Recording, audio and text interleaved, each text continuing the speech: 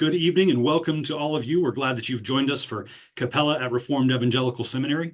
My name is C.J. Bowen. I'm Director of Student Development here at the seminary. And our Cappella meetings serve as the seminary's public forum for chapel messages, lectures, roundtable discussions such as this one on important topics concerning Christian life and doctrine for our seminary students and the broader seminary community. Now, this evening, we've gathered together for a discussion on the topic of ministry and masculinity. And our panel includes pastors, commentators, and writers from across the United States, each of whom has spoken and published on the topic at hand. Our panelists include Rich Lusk, pastor of Trinity Presbyterian Church in Birmingham, Alabama, author of a number of works addressing masculinity at Kyprian Commentary. Renn, commentator and author, most notably of the book Life in the Negative World, but who's also presented on the 10 Pillars of Masculinity to the Intercollegiate Studies Institute. Bill Smith, pastor of Cornerstone Reformed Church in Carbondale, Illinois, who's authored the series Letters to Young Men, also at Kyprian Commentary, and C.R. Wiley, pastor of First Presbyterian Church of Battleground, Washington, author of several books, including Man of the House. So we'll hear a presentation from each of these men in turn, answering the question, what is your message to pastors and pastors in training on the subject of masculinity? And then Dr. David Talcott, fellow of philosophy at New St. Andrews College and visiting lecturer at Reformed Evangelical Seminary, will moderate a discussion between our speakers.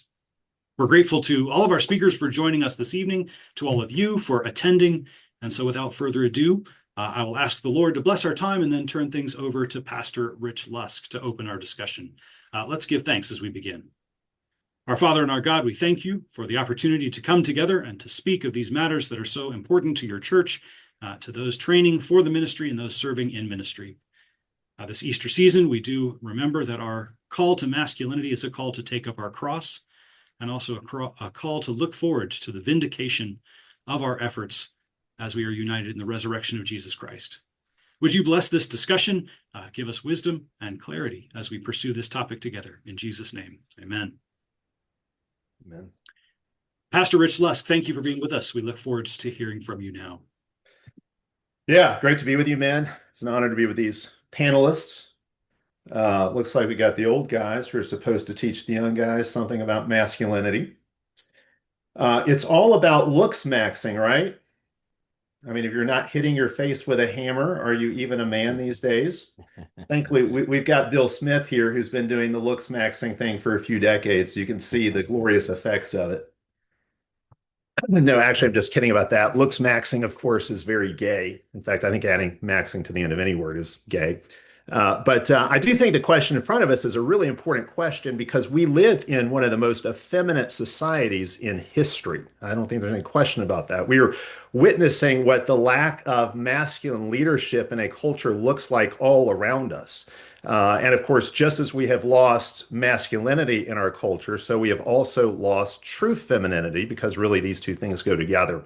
In 1886, Henry James complained that masculinity was fading out of the world. He lamented that we were raising up soft, effeminate men, and so the world was losing that gift, that strength that is masculinity. This is how he put it in his own words. He said, "The whole generation is womanized. The masculine tone is passing out of the world. It's a feminine, hysterical, chattering, canting age." Now, if that was true in 1886, I shudder to think what James would say about 2026. But what you can see in our day is that when you lose masculinity, you also lose femininity. If the masculine tone passes out of the world, the feminine does as well, because it's really the masculine that draws the feminine out of women, and it's femininity in women that draws the masculine out of men. The reality is the sexes stand or fall together. There is no way for one sex to succeed while the other flounders. So even as we have emasculated our men, we have masculinized our women. Even as kids grow up with father hunger today, so often because the father's simply not around. They also grow up with mother hunger because now mothers are very often absent as well. We have poured the acid of the sexual revolution over everything, and it's eating us up from the inside. Everything that makes for a stable social order is disintegrating. And this is catastrophic because the balance between and the bond between masculinity and femininity is really at the heart of God's creational design and forms the bedrock of a stable social life. A man who is aspiring to the pastorate today. That's really how I've thought about these comments. Is I'm speaking to a future pastor, a man who is on the cusp of entering into pastoral ministry. A man who is aspiring to pastoral ministry today has to understand this about the world that we live in. Societies that have as much sexual perversion and as much sexual confusion as ours usually don't last long. In fact, I think you can point to Romans 1 and see that this kind of thing is a divine judgment. It's a sign of divine judgment against us. The church has helped us get into this mess, and the church is going to have to lead the way out by showing what real repentance looks like. If grace really does restore nature, and that's a theological principle I would assume we are all committed to, that should be seen in the life of the church more than anywhere else. Sadly, for much of the 20th century and into the 21st century, the church has aided and abetted the revolt against God's order instead of pushing back against it. When the sexes are at war with one another, everyone loses. If you have a battle of the sexes, there will be no winner. Chesterton put it well, capturing the mutual interdependence of the sexes. He said, "We men and women are all in the same boat upon a stormy sea. We owe to each other a terrible and tragic loyalty." We're all in it together, men and women. We've been cast upon this stormy sea and we have to figure it out together. So, what does a young, aspiring pastor need to know about masculinity for his future ministry? In one sense, that's a very hard question to answer because none of us knows what the future holds. We can certainly extrapolate from current trends, and that might tell us some things about the future. But of course, current trends often get interrupted by new trends that break into history, or current trends don't end up playing out the way that we expected. The future will certainly emerge from the present, but it will not be identical with the present, and the ways in which it will be different are impossible to predict. I've been in pastoral ministry for over 30 years, and I've encountered many things over the course of my ministry that could not have been anticipated when I started. The world will likely have changed just as much, if not more, 30 years from now as it has over the last 30. Again, some of those changes can be anticipated, but certainly many of the changes that will take place cannot be anticipated. When I think back over my 30 years in pastoral ministry, I'll just give you a few examples of this. The cancer-like growth of feminism could have been anticipated because that was already trending. Feminism was already on its way to becoming the waters that we all swim in. But what I don't think could have been anticipated, or at least not fully, is the way that marriage rates would collapse as completely as they have. The idea that men and women would so broadly reject marriage and even dating, and for such different reasons, was not widely anticipated 30 years ago. And really, there's no doubt that this is the question. The existential issue of our age is the failure of family formation. A civilization without marriage and children is dying. If people do not get married and have children, it's game over, no matter what else we do. The bitter fruit of our culture's sexual rebellion is landing us in a social situation in which sex has become totally fake. Women are replacing men with the state or with socialism, and men are replacing women with technology. And again, when the sexes are at odds, when the sexes are at war, everyone loses. Again, rewinding 30 years, no one was anticipating anything like COVID. That was a curveball that no pastoral training could really have prepared a pastor for. Now, I think it was also turned out to be a tremendous opportunity for courageous pastors to step up and lead in a new way. And in that sense, I think there was definitely a silver lining to it, but it's not something that was anticipated. The rapid rise of the alt-right would be another surprise. You know, my grandfather fought Nazis on the beaches of Normandy in the 1940s. I did not expect to be fighting with Nazis on the internet in the 2020s, but here we are. And of course, as you already know, I didn't expect looksmaxing to become a thing. That caught me totally by surprise. So one thing a young pastor has to expect is the unexpected. A man prepares for the unexpected by growing in wisdom and courage as much as possible before that unexpected crisis hits. So let's think about somebody who's entering into pastoral ministry today. He's going to pastor for the next 30 plus years. What will the next 30 plus years hold? I don't think anyone knows. I don't think anyone can know. It does seem that we are at a fork in the road civilizationally, but it's too early to say what path we'll take. And it might even be that we diverge in such a way that our civilization just gets ripped in half. Obviously, I'm not a prophet. I'm not the son of a prophet. So I'm not going to try to make too many predictions about what the future holds for today's aspiring pastor. Instead, what I want to do in the minutes I have left is give to you what I think must be constants in ministry, no matter what happens in the wider culture. So, no matter what unexpected things might happen over the course of the next, say, 30 years, these are things that must be constants. We know these things must be there. So, a young man entering pastoral ministry today needs to focus on a handful of things related to masculinity, and that's really the focus here, masculinity. First thing I would say is that he must be a model of masculinity himself. He must be a good man who is good at being a man, as the saying goes. He must command the respect of other men. He must be courageous in and out of the pulpit. He must be willing to say the unsayable truths. He must model what confident and competent manhood looks like. He must be theologically grounded and culturally aware. He must be self-disciplined. He must be fighting against sin in his own life. He must have his own family in good order. He must be competent at his craft. And for a pastor, that includes fundamentally preaching, counseling, and congregational leadership.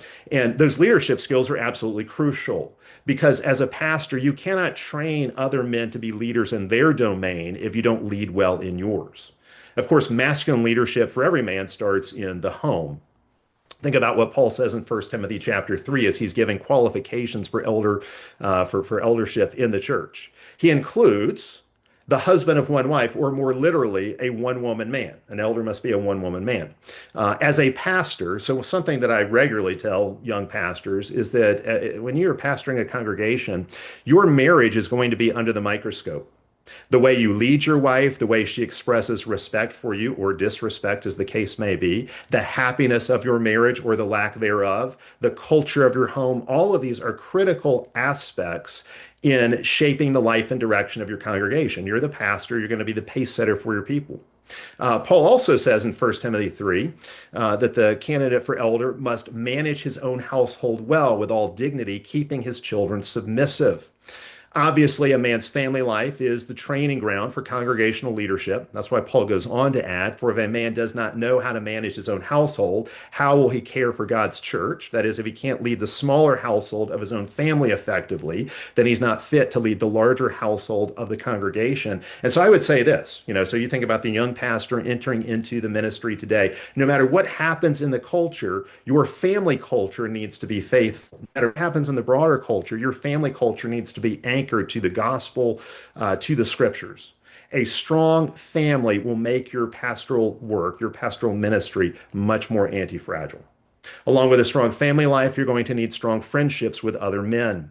Friendships with other men are integral to the life of a properly masculine man. You need your band of brothers from whom you can get counsel, encouragement, and accountability. A band of brothers is another way of equipping yourself to be anti-fragile in ministry. And again, this is something I've seen over the years. Too many pastors will try to go it alone, and it just doesn't work. When you face adversity or when you face sabotage in your ministry, you need other men who have your back.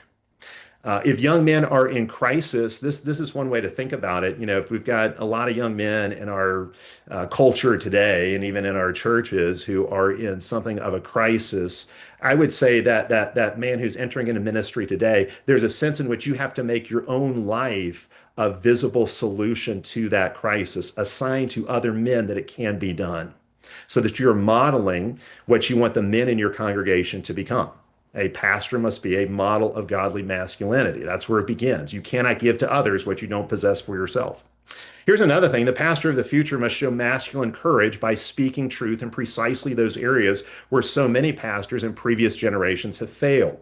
This is particularly true on sexual issues because anthropology is the great battleground of our day, and I'm guessing will continue to be the primary battleground for some time to come. There's so much confusion right now about masculinity and femininity. And again, it's not just the young men who are in crisis. Young women are in crisis too, though it looks very different.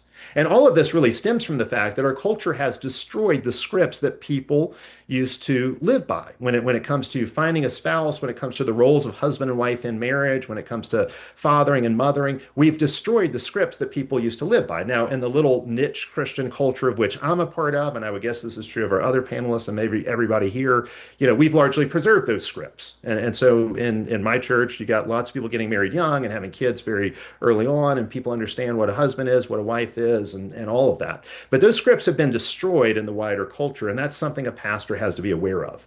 Aaron Renn, who I look forward to hearing from here in a few minutes, Aaron Renn has pointed out that the church is guilty of lying about the male-female relationship, especially when it comes to attraction. And so it's no surprise that men have turned to what you might call less savory voices outside of the church to get insight. The reality is, we have more psychological and sociological data on what men and women find attractive in one another than almost any other topic in those domains. And yet, much of the church still traffics in culturally approved, politically correct lies. And the result of that is either confusion for those who listen to the lies or loss of trust for those who learn the truth elsewhere. I think the church at large does not have much credibility with young men because the church has not really defended men or masculinity or spoken the truth about the male-female relationship in ways that it should have. So if you're entering into pastoral ministry today, one thing you've got to understand is regaining the trust of young men has to be a priority. Rebuilding a pro-marriage, pro-family, pro-masculine men, pro-feminine women culture in your church has got to be at the top of your list of priorities. And that's perhaps the most important thing that a pastor can do beyond simply preaching the gospel is to help his congregation preserve and or rebuild those natural biblical scripts for men and women. You've got to teach on a husband's headship over his family. You've got to teach on the wife's role and what it means for her to submit to her husband. You have to teach on the blessing of children. For at least the last couple of generations, it seems the first rule of pastoral ministry, always unspoken, but I think still widely recognized, the first rule of pastoral ministry has been, thou shalt not offend the women in thy congregation. You've got to be willing to break that rule to be a faithful pastor. Likewise, you've got to train husbands to be true patriarchs in their own homes. You'll obviously encounter many men who didn't grow up with a healthy family life. You've got to train them in what it means to be a faithful husband and father, how to lead his own home. A man will sometimes have to risk making his wife temporarily unhappy in order to bring her more lasting, permanent happiness in the marriage. But a lot of men simply don't understand that. They don't understand, they live by the happy wife, happy life mantra. They don't understand what it really means to be the head of a family. Training men to lead their homes, of course, prepares them for leadership in other domains, business, politics, academia, and so on. So one thing you'll need to disciple your men in your congregation is the difference between selfish ambition and holy ambition. Not all ambition is bad. You'll have to teach them the difference between entitlement and confidence, the difference between serving from a position of strength and serving as a people pleaser. Another area where I think pastors need to preach against the grain is on the topic of work. The Protestant work ethic, of course, is what built our nation, and it's been in decline for a long time now. We cannot restore our nation without restoring the kind of work ethic that built our nation in the first place. You'll hear people today, and sometimes they're almost giddy about it, and I'd love to hear what Chris Wiley has to say about this. Some people who think that AI is going to make work obsolete, at least for many of us. It simply will not. Because work is built into what it means to be human. And to put off work or to seek to escape work altogether is to dehumanize yourself. There's no life satisfaction apart from a job well done. Maybe AI can enhance our productivity in some fields. I'm open to that. But AI cannot replace human productivity. It cannot replace human labor. We were built to work. And in today's world, in the world we're entering into, I think pastors are going to need to remind their people of this. You're going to need to train your people, especially your men, in these truths. God has not changed the rules of the game. We still live under the creation mandate, and subduing the earth does not happen apart from sustained diligence. Finally, I would tell any man entering the pastorate today, you've got to understand the tendency of young men in your congregation to black pill. The tendency to black pill, and you've got to help them resist it. I would imagine most, younger men going into the pastor today already know this because they've lived in this world and perhaps they've seen it in the lives of their peers. Perhaps they've had to wrestle through some of these things themselves. The reality is we're all swimming in a sea of propaganda that is designed to demoralize us. To demoralize us. And this is especially true for young people. So you hear these mantras like, you're never going to get a good job. You'll never find a wife. You'll never own anything. That's the relentless messaging. A huge part of pastoral ministry today is training your people to be propaganda resistant, okay? To give them a gospel pill so they don't take the black pill. The powers that be might want us to live in an Orwellian dystopia, but we should fight that every step of the way. There's no point in denying that young men today do indeed face some very difficult challenges. And I think in certain ways, in certain ways, more difficult than the last few generations. But I don't think young men need sympathy or pity. What they need is encouragement, encouragement that they can still make life work, even though it won't be easy, and wisdom. Wisdom to craft a vision for their lives that they can execute despite the obstacles so they can build the kind of life that they were created to have. Young men need to know there's a pathway forward, even though it has perhaps more landmines than their fathers and grandfathers faced. We've got to teach our young men to be masculine without permission. I've made the joke several times before that being a man today is illegal, that masculine men are the real illegals in our culture. The restoration of masculinity requires ambition, it requires risk taking, it requires a rejection of safetyism, it requires being willing to offend for the sake of truth in love. But it also requires wisdom. And many of the traits I just described are found in men who are profoundly lacking in wisdom. I would guess that the young man who's going into the ministry today probably understands the online world better than I do. But you need to be very aware. If you're going to pastor, you need to be very aware of what the young men in your congregation are picking up from online sources. The red pill manosphere space has always been a very mixed bag. But I don't think there's any question back in the 2010s, men found a lot of good information in those spaces and it helped them grow as men. It helped them grow in their relationship with a woman. But in the 2020s, it's really taken a turn for the worse. There are certainly some Christian voices in that space that are worth listening to, but the secular side of the manosphere has really gone off the rails. The manosphere is not just about intersexual dynamics or self-improvement now. It's really become a breeding ground for a certain kind of political extremism, what you might call alt-right extremism. If you're going to be a pastor today, you need to know what online voices the men in your congregation are listening to, how they're being shaped by those voices, and you need to help them navigate what they're going to encounter in those spaces, because we know that what happens in the online world can quickly bleed over into real life. So pastoral ministry today requires the pastor to be able to thread needles and not just fall into podcaster assigned boxes. Oftentimes the biblical position, the Christian position is going to be a little more complicated than what the podcast world lets on. Misogyny, racial and ethnic hatreds, Hitler love, black pill nihilism. These are real threats to young men today. And a pastor has to know how to wisely push back against them lest they disturb the peace and purity of his church. A pastor needs to figure out how to harness and channel the masculine energy of the young men in his congregation so their masculine qualities can be used to build and not destroy. Okay, I think my time's up, so I'll stop there. Pastor Rich Lusk, thank you very much. Now we'll turn it over to Aaron Renn. Welcome to Capella, Aaron. Thank you. Appreciate you having me on. I'm probably from a different background than the rest of these people. I was actually a corporate consultant for most of my career and then went into the think tank world talking about cities. And basically, I was a student of cities at the Manhattan Institute in New York. And I really had no interest in writing on religious issues whatsoever until, starting back, well over a decade ago now, I started to see young men turning to online influencers instead of the church or any other traditional authority looking for life advice. This was really when the manosphere, as it began to be called, sort of took off. And at that time, it was very blog oriented.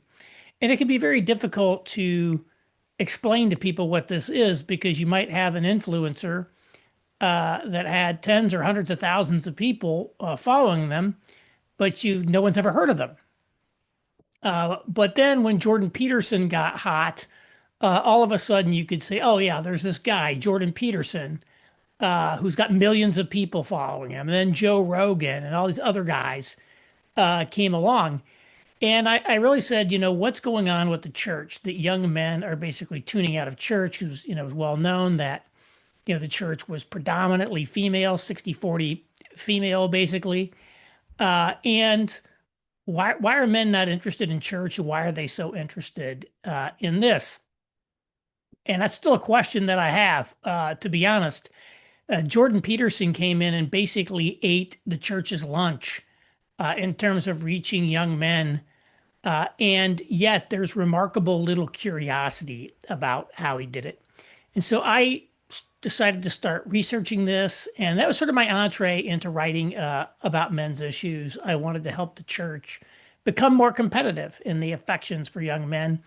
And the fact is, the majority of the manosphere was, in fact, rooted in things like pickup artistry that any Christian would have to reject. And so, whatever good information they may be giving out on this, that, or the other topic was sort of wedded to, a moral framework that was not good, to say the least. So I started doing some research and some reading, and you don't actually have to do too much to learn that there's a long history here, and that the evangelical church has been fairly anti-male going back even into the 19th century. A British secular academic by the name of Callum Brown wrote a book called The Death of Christian Britain. And it's interesting. I actually learned about this from Charles Taylor's A Secular Age. Charles Taylor cites it approvingly. So he was impressed. He's a very smart guy. And he was impressed with this book. And one of the things that Brown does is he surveys the evangelical literature in the UK to figure out what's going on with attitudes towards men and women. And he notes that up until around the year 1800, piety had been seen as predominantly a male kind of attribute. And you would see that angels were very much portrayed as male and very masculine. But then after about 1800, there was a switch in polarity, and that piety began to become coded as female. And even the portrayals of angels begin to change, no longer masculine portrayals and the like.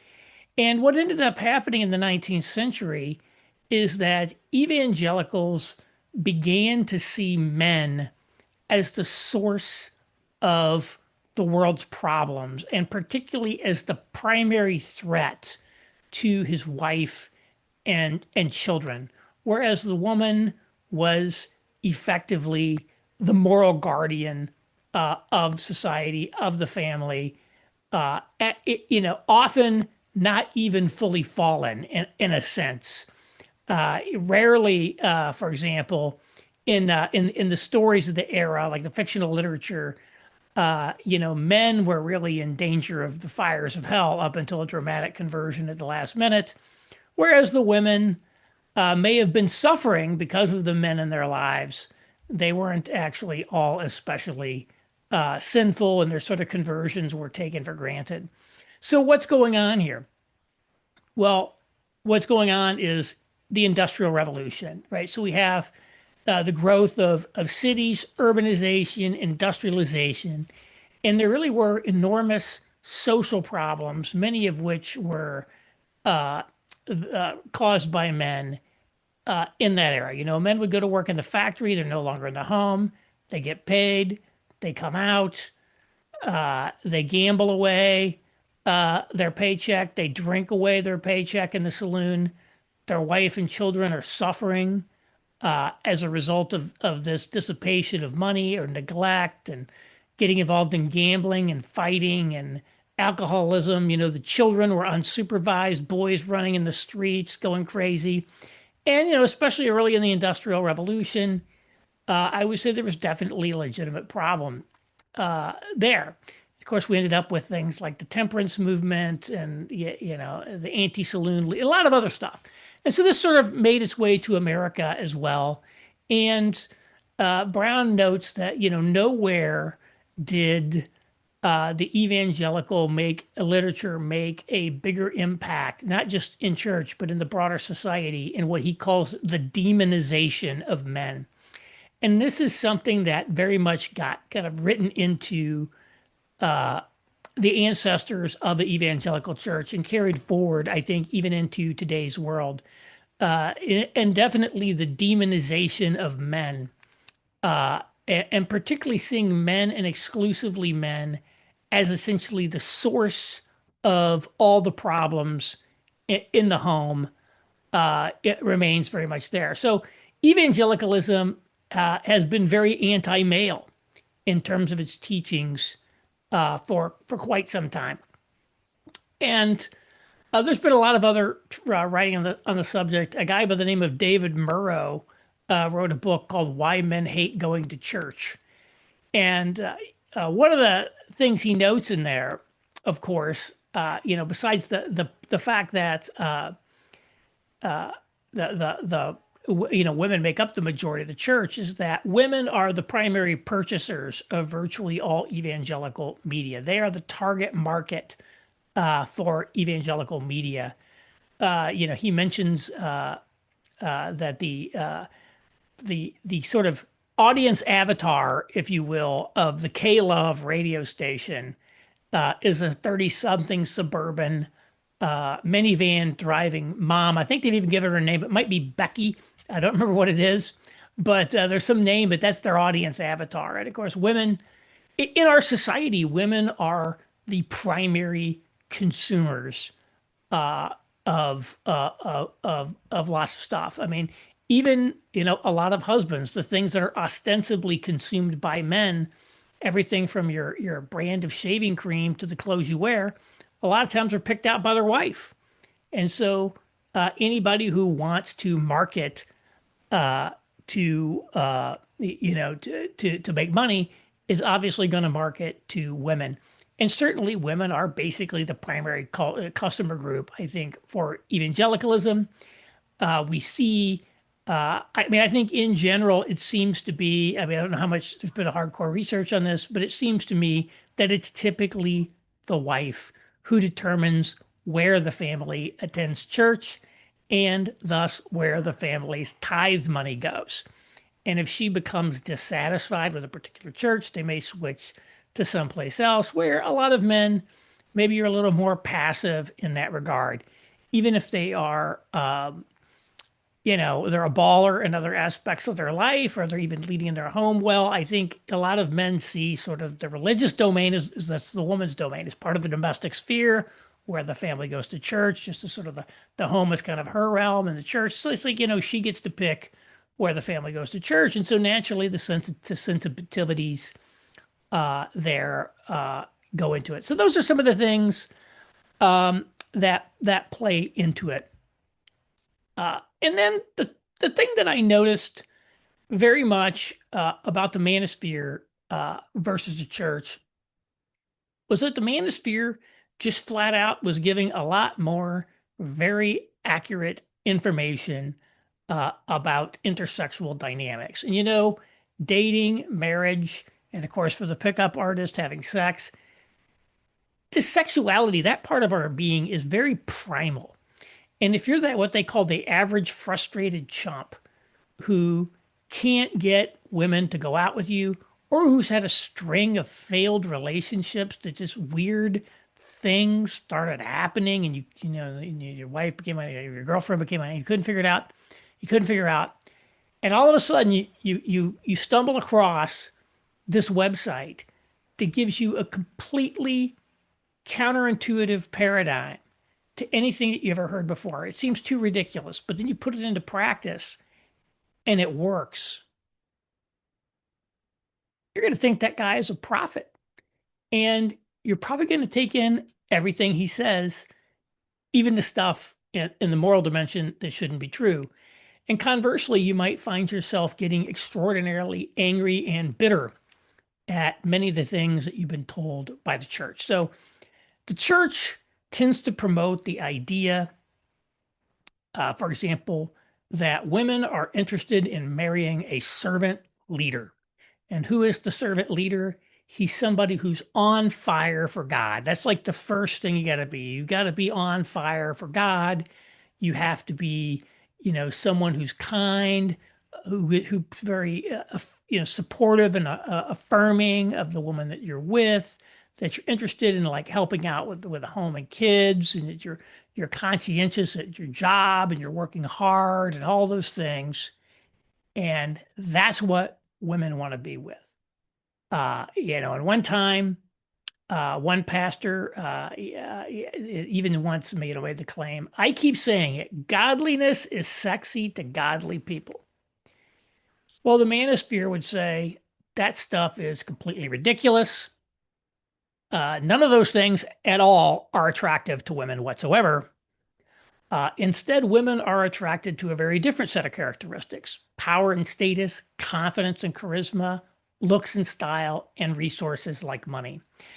And empirically, I think we can see that the manosphere is more accurate there because we can look around and see who the women want to be with, right? They want to be with the captain of the football team. As Jordan Peterson put it in 12 Rules for Life, girls are attracted to boys who win status contests with other boys. And so you think about godliness is sexy over here, and you become attractive to women by winning status contests with other men, which is more accurate.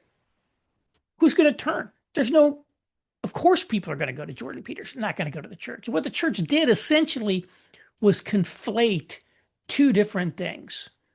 There's two different things that are important when we're looking for a spouse. One is attraction. Are we attracted to this person? The second is what I call marriageability, right? Is this the kind of person who would be a good person to marry? These are actually two different things. I think as men, we can all look and say, wow, that woman over there, she's smoking hot or whatever, but she would not be someone good to marry, right? She's got a lot of problems, all these things wouldn't be good to marriage. We can also see that there are many women that we think, oh, she would be an amazing wife. She's this incredible woman, but is not attractive to us. And so it's the same thing with women. They want to be, there's a set of criteria, a set of things that generate attraction. And then there's a set of things that make you marriageable, and you need to have both. And the evangelicals emphasize exclusively marriageability and nothing about attraction. And that becomes a serious problem. And so just one example, like, and even the world is kind of like this too. What do you do to make a girl like you? Well, you ask her out on a date and tell her you're going to treat her to a fancy dinner. You open the car door, you bring her a dozen red roses, all of this stuff. And the reality is that doesn't work. The manosphere would call the paradigm hypergamy. The idea is women want to marry up. They want to marry someone higher status than them, taller, older, make more money, etc. All things that are generally true, not exclusively true. But certainly, even if they don't want to marry up, you're allowed about assortative mating, marrying someone at your level. They certainly don't want to marry down. And so when you hear evangelicals, say things like, I'm not worthy of this woman. Well, if you keep saying something like that, don't be surprised if she starts believing you one day.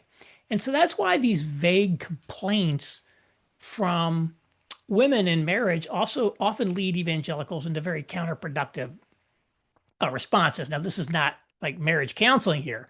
It's a hypothetical example. But the church is always going to tell you the answer is to double down on servant leader. And so you become very placating, very supplicating, very service-oriented, which only sends the message that you are lower status than her, and she loses all respect for you. Whereas she's probably, maybe the problem is that she's actually lost attraction, she's lost respect because you aren't demonstrating the value and the status and those things that maybe you worked on when you were single. So there's a lot of practical things there.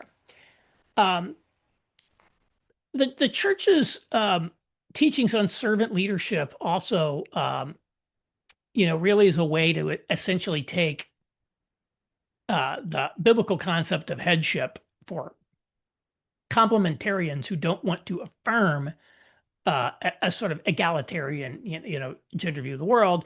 You can retain, through the servant leadership concept, you could sort of retain a nominal headship by redefining it as an obligation to serve. And in this, I think they're drawing on sort of many of the principles of second wave feminism and how it affected our country. I think one of the implications of sort of second wave feminism is that masculinity was essentially stripped of all of its positive content. For example, if you would say Courage is a masculine virtue. What's going to happen to you if you're a pastor and you say that, or anyone you say that? Well, you're immediately going to hear from the women who are going to say, "You're telling me women can't be brave? Women can't be courageous? That's ridiculous." And he goes, "Oh, well, I guess we can't say, courage is a masculine virtue. Well, what about strength? Strength would be, you telling me women can't be strong?" And so what happened was basically anything positive that you would have said about masculinity has now essentially been redefined as a generically human trait. And what does that leave left as masculinity? Masculinity is now reduced to two things. One is a collection of negative attributes that men are told they need to avoid, the so-called toxic masculinity. And the second is this unique obligation to sacrifice yourself and your desires and your interests in order to serve other people, typically women. And so that was sort of picked up on by the evangelical church. There is basically no positive content to masculinity in evangelicalism. Instead, you're hit over the head constantly with this service and sacrifice mantra, which I would say service and sacrifice are part of what it means to be a man. It's part of masculinity. It's a big part, but masculinity cannot simply be reduced to that, which is what it is, I think, in many cases. And I wrote a piece on this, I think, called The Problem of Servant Leadership, that goes into more detail. But there's all these things like, okay, you're supposed to serve your wife, but like, what service are you supposed to provide? Who determines what service is to be provided? And who is the judge of whether you're doing a good job at this service or not? I mean, these questions get left out there, and implicitly what they're saying is that your wife sort of makes the determination as to how you're supposed to serve her and is the judge of that. And so you can see it, and and some of the things, even the Kellers were very explicit on this, saying things like, the job of the head is to please, meet needs, and serve. In this realm, essentially any concept of actual authority or leadership is effectively, rendered moot. Is simply not emphasized. And the truth is, as I'm coming up on my 20 minutes here, I would just say, you look at what it means to be a man in evangelicalism and all this stuff, and in my view, it's like, what kind of self-respecting man would want to sign up for that? And I don't think it's actually, again, I don't like to say myself as a theologian, but like, I know many of the things they're saying are just empirically false. And I don't believe that the teachings around servant leadership and stuff are effectively the historic teachings of Christianity. In fact, the term itself, servant leader, was coined in 1970 by a corporate consultant named Robert Greenleaf. It is not a historic thing. The complementarian gender theology as we know it dates to the 1970s and 1980s. And they don't like it when I say that, but that's like an empirical fact. And all of these things, I think, were even like talked about at the time by people like James Davison Hunter, who sort of the famous sociologist, who sort of dismissed it as doublespeak.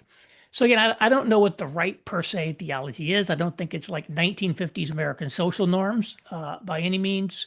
There probably is a sort of cultural expression of these things, but I think a lot of what's taught is not that it's all wrong. I think there's many probably accurate things in it, but there's some things that are very off base, which helps explain why men have turned away, by and large, turned away from the church to things like the manosphere.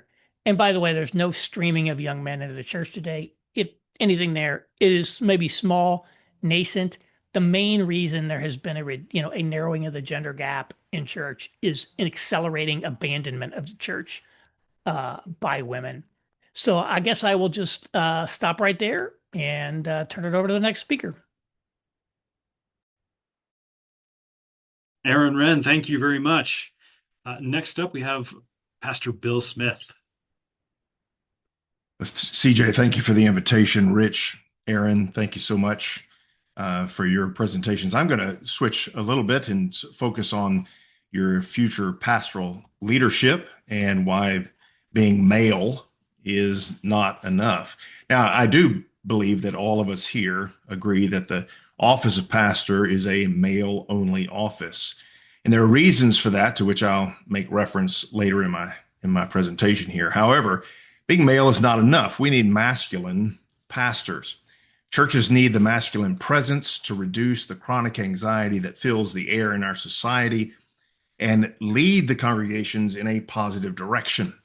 Being masculine is not the boisterous machismo that you see from many online personalities who must always tell everyone how masculine they are. If you're masculine, you won't need to tell everyone that you are indeed masculine. There's a scene from a very old movie now called City Slickers from 1991, in which the city boys are sitting around the fire talking about riding out with one of the characters, Curly, the leather-skinned cowboy played by Jack Palance, who had made his appearance earlier that day. And some of those men are frightened to go with him on this cattle drive. But one of them, Ed, speaks about him with awe and says that he is one of the last real men, an untamed Mustang compared to this group of trained ponies.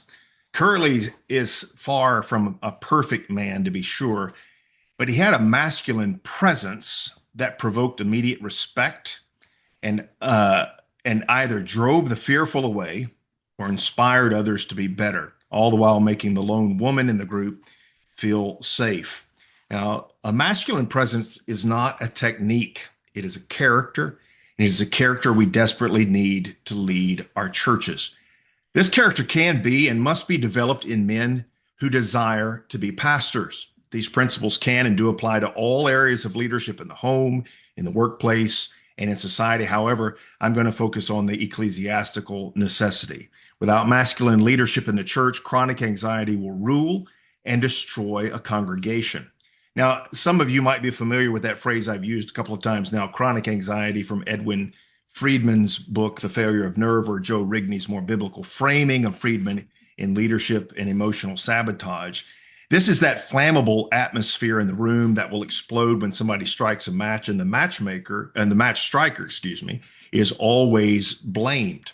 Friedman describes chronic anxiety in an organization as having 5 characteristics, which I can't go into detail here, but reactivity, hurting, blame displacement, a quick fix mentality, and lack of self-differentiated leadership. Now, the reactivity, that characteristic is when people are highly reactive and they've lost this sense of playfulness. Everything is serious, and you're always walking on eggshells. Hurting is when everyone adapts to the most dysfunctional member or members of the organization, always accommodating and always walking on eggshells. Blame displacement, that involves becoming victims instead of taking responsibility for one's own well-being. And if you're a pastor long enough, you're going to hear this: my problem is that you weren't there for me when I needed you. They are the victims, and you are the problem. They don't take responsibility for themselves. Then there's the quick fix mentality, consistently seeking symptom relief instead of doing the long, hard work of fundamentally changing. Then that last one, where it goes into the major part of my presentation, is the lack of self-differentiated leadership. This is the failure of nerve that contributes to and perpetuates the first 4. Now, this last one is where the masculine presence actually comes in. Now, why is this masculine presence in leadership needed to dispel what Friedman calls this chronic anxiety? The answers are rooted in our creation, the way and purpose for which we are created. The epitome of masculine leadership is Jesus himself, who is the faithful Adam. Now, Paul speaks of the manner in which we were created and the order of our creation as male and female as defining our purpose and the hierarchy of creation. In 1 Timothy chapter 2, verses 11 through 15, Paul speaks about man being created first. And he says, because that is the case, men are supposed to be leading in worship and not women. In 1 Corinthians chapter 11, the woman was made for man, not man for the woman. Neither is independent of the other, but there is a hierarchy built into our creation. That the cosmos, just to put it plainly, the cosmos is patriarchal. That is the way God created and sustains it. The word patriarchy has fallen into disfavor, and some may want to abandon it. With the abuses that some of us have seen with tyrannical patriarchalism, our tendency is to throw the patriarchal baby out with the masculine bathwater. We simply want to be complementarian, as Aaron was talking about earlier, and thin complementarians at that, bordering on egalitarianism. But we shouldn't be so quick to abandon patriarchy. In fact, I don't think we can. I don't want to get into a fight over words, but patriarch, I believe, is a fine word to use. I would even argue that it's a biblical word. When Paul says in Ephesians 3:14 that he bows his knee to the Father, the pater, from whom every family, the patria, derivative of pater, in heaven and earth is named, he is, among other things, indicating that the world is patriarchal. He doesn't say that every family is a mater, a mother. The world and every family in it derive their origin and are under the authority of the father, the patriarch, and the families, households, as well as nations, fatherlands, image his fatherhood. The father is the source and their authority. When Peter quotes the promise given to Abraham in Genesis 12, "In you all the families of the earth shall be blessed," he says that in Acts 3:25. He uses the same word Paul uses in Ephesians 3:14, the patria. So that promise given to Abraham in Genesis 12 is restated with a variation in Genesis 18 and 22. The nations are blessed in Abraham. I don't believe that these things are at odds. Nations are extended families. The table of nations in Genesis 10 is a family lineage. The place from which we hail is our fatherland. Families and nations are named by him, taking on his name of father. So patriarchy is a perfectly acceptable word to describe the structure of the created order. God created the man to be the primary ruler of the home, the church, and society. The woman's role includes rule with the man, but that rule is not the same kind and is derivative from and subordinate to man. We see this in the two Adams. Though the woman is included in the name Adam, Adam was Adam before the creation of the woman, having the responsibility for the mission God gave him. He wasn't glorified Adam, but he was Adam nevertheless. When the woman was created, though she was distinct, she was given his name in order to join and help him with the mission God gave to him. They have a responsibility of dominion, but it is primarily the man's responsibility in a way that it is not the woman's. Just like Christ Jesus. Christ Jesus is a second Adam. He is the man who takes up the responsibility with the authority in a way that the church never could. The church, his bride, his new Eve. The church has a responsibility with Christ, but we're not equal with Christ. We can't say, for instance, the church is Lord in the same way that we would say Jesus is Lord. The world is patriarchal. This is embodied primarily in males being responsible for the mission of dominion in the world, not only in the church, but in families and societies. So the patriarchy is male responsibility. When Paul says, for example, that the husband is the head of the wife, as Christ is the head of the church, these are not arbitrary roles or thin types. They are not merely superficial roles assigned to males that could just as well be handled by females, only held back by a bold prohibition by God. You see, patriarchy is reality. This is why the structures that feminism desires will never work. You can't defy reality, but you can't, but you can, and you can never, you can defy reality, but you can never destroy it. It will destroy you if you fight against it, because reality is rooted in the immutable character of God himself. Working with the grain of reality means men owning the leadership responsibility given to them.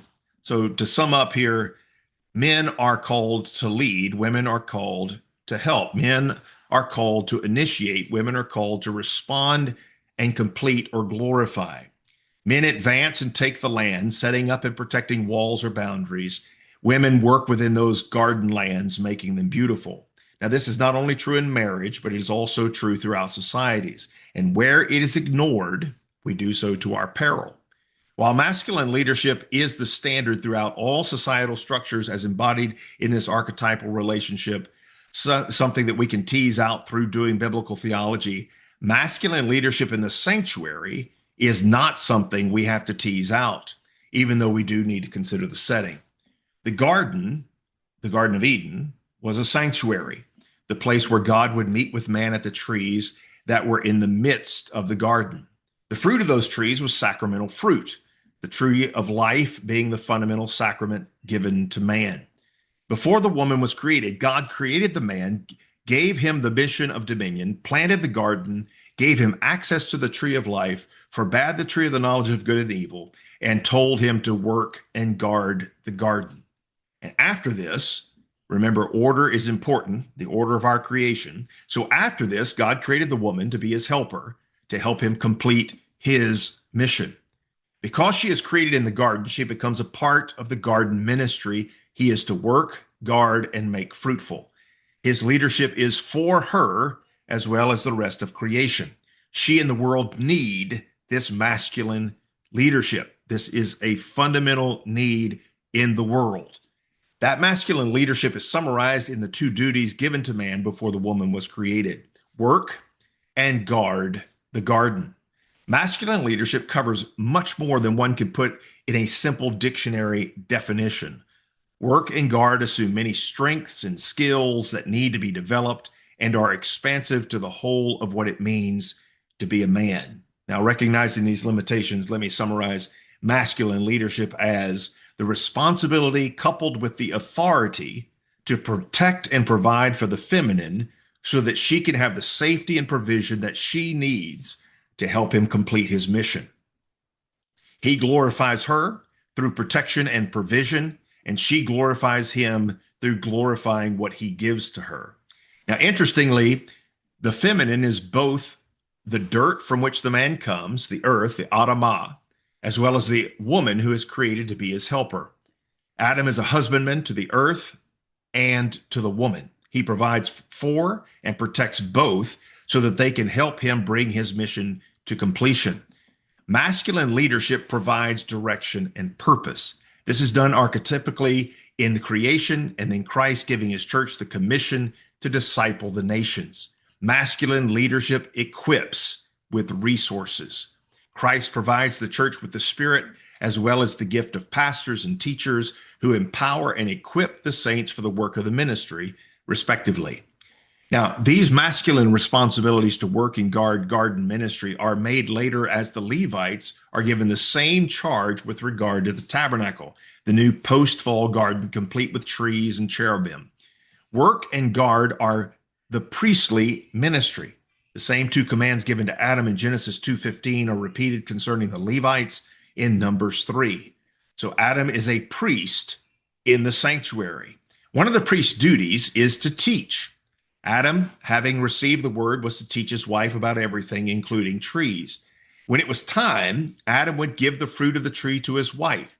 He was responsible for the sacramental ministry to his wife. Masculine leadership in the sanctuary is God's plan from the beginning, and it is something that is held true through the years of our history until today. And just as in the beginning, when all this was reversed in the fall, and the woman takes the sacramental fruit and gives it to the man, assuming his role, bringing chaos and destruction, so it is still today when women take the lead, especially in the sanctuary.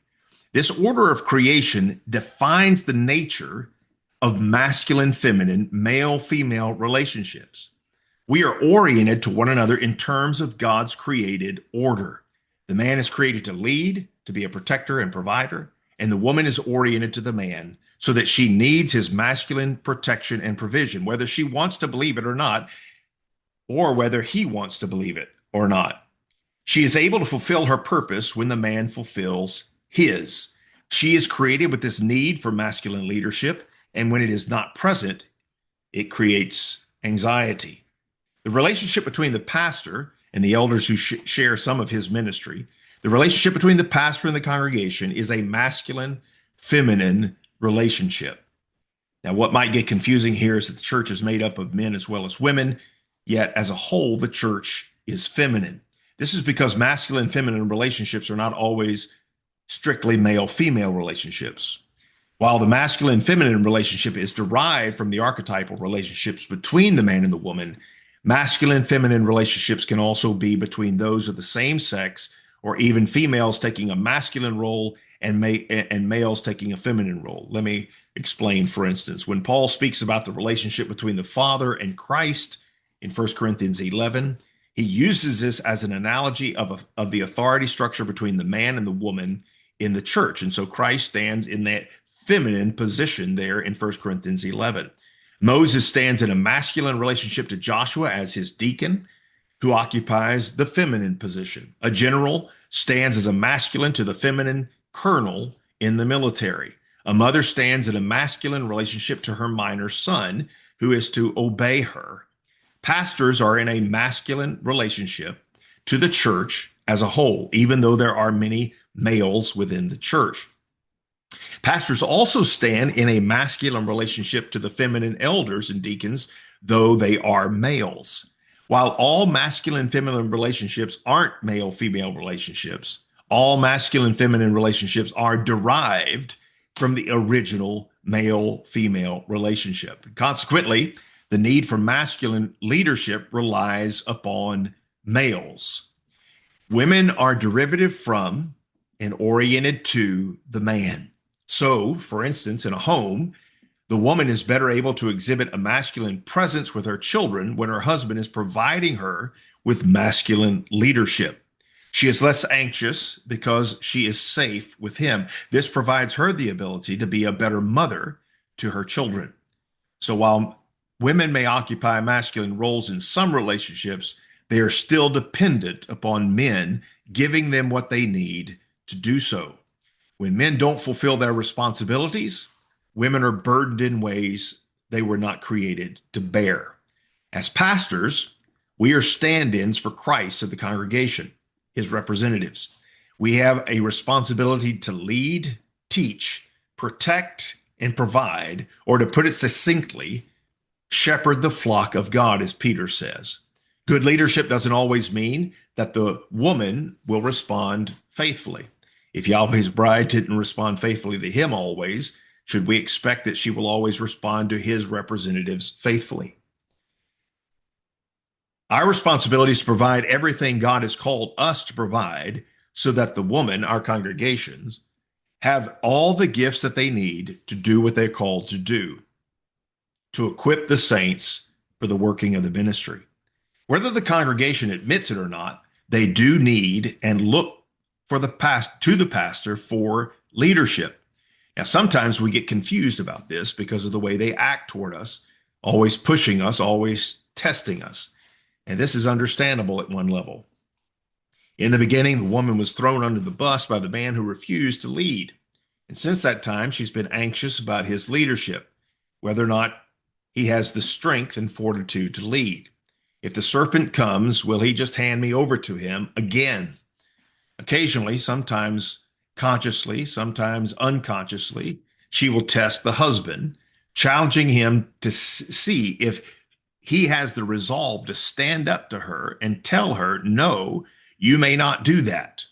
If he doesn't, she loses respect for him and trust in his leadership. If he can't stand up to her to do what is right, why should she expect him to stand up to her enemy?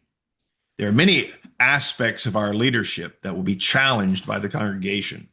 Some of it is done out of vicious rebellion, some out of anxiety, wondering whether or not you're going to be the man.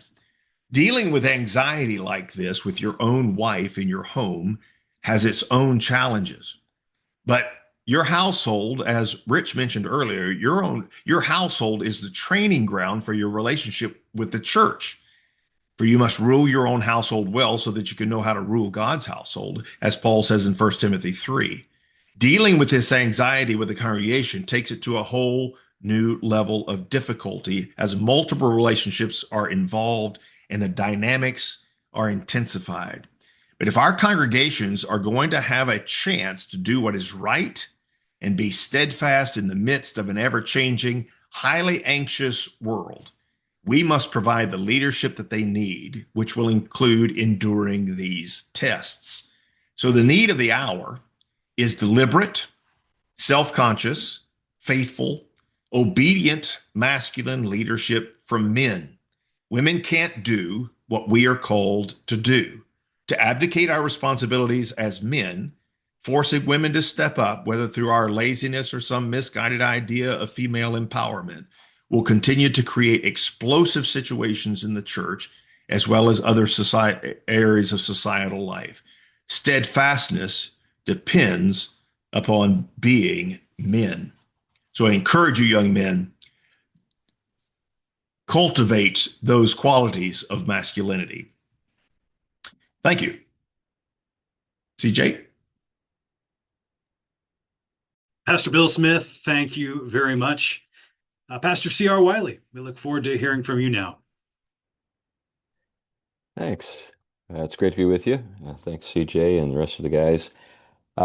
It's great to come last because you can say, well, I don't need to talk about this. I don't need to talk about that. It's been adequately addressed. And I agree with everything that's been said. So I'm going to just kind of have a potpourri of things I've been thinking about and also reflect a little bit about what got me into the things I'm known for, the books I write and so forth. Harvey Mansfield, the professor at Harvard University years ago, wrote a book called Manliness. And I've always favored that word. Masculinity is fine. I don't have anything against it, but I think something about the term manliness expresses the active character that I'm interested in when we think about what it means to be a man.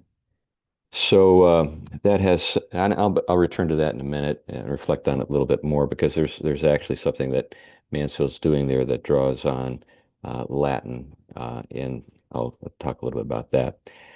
One of the things I've been reflecting on lately is a tendency within the Reformed world, and I think this is the kind of the prevailing outlook, is to reduce covenant theology to a set of concepts, basically to help us understand the order of salvation. This is the sort of stuff that, is kind of the doorway into the Reformed faith when people understand the doctrines of grace and get the order of things correct and kind of leave it there and fail to think about covenant theology as actually like living in the covenant. I know it's weird, but that really is the case. I think that a lot of folks don't see don't understand how covenant theology actually reflects a pattern of life as opposed to just simply a set of concepts. Let me give you a sense of what I'm getting at here. Well, there's been a lot of concern, and I've shared the concern about a drop-off in fertility with men and women, and something that Aaron has talked a lot about, post-familialism, has been something that's been on my mind a lot. And it strikes me as being of no consequence to a lot of the folks who think of covenant theology as simply a set of abstractions to help us understand the order of salvation. But if you think about life in the covenant, and the covenant is something to pass along, this is a huge crisis, because there have got to be some people to pass it on to. And you're responsible for helping to bring those people into being. And there's a role for a man to play, and there's a role for a woman to play, and they really can't be.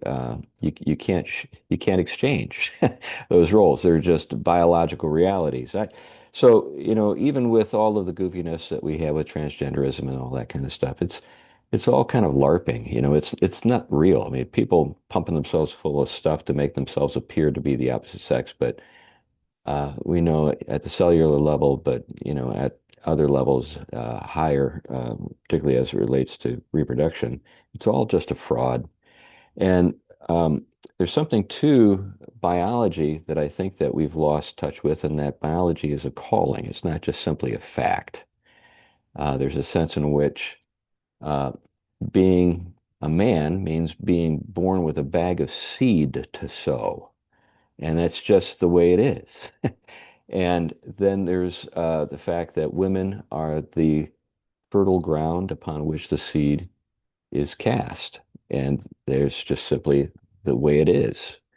Um, so when we think about these realities, I know that there are exceptions, and people love to raise them about single people and about people who are infertile and so forth.